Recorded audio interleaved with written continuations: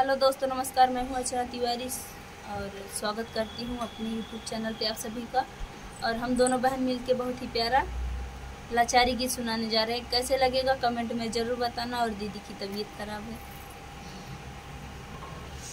बगिया बोलै चिड़ैया सवेरे उठी, बगिया बोलै चिड़ैया सवेरे उठी। सोने की थाली में जवना परोसे, सोने की थाली में जवना परोसे।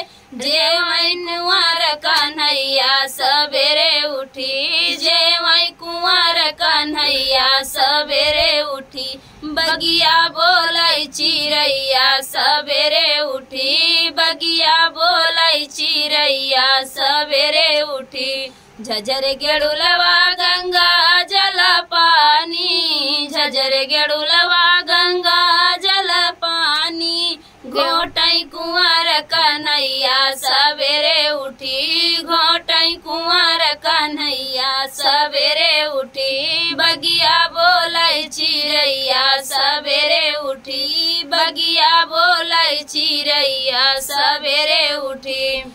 लाची लवांगी के बीरा जोराए, लाची लवांगी के बीरा जोराए। पूछै कुंवर कन्हैया सवेरे उठी, पूछै कुंवर कन्हैया सवेरे उठी। बगिया बोलै चिड़ैया सवेरे उठी, बगिया बोलै चिड़ैया सवेरे उठी। फूल ही चुनी चुनी से जा लगाए, फूल ही चुनी चुनी से जा लगाए। सोवै कुंवर कन्हैया सवेरे उठी, सोवै कुंवर कन्हैया सवेरे उठी। बगिया बोलै चिड़ैया सवेरे उठी, बगिया बोलै चिड़ैया सवेरे उठी।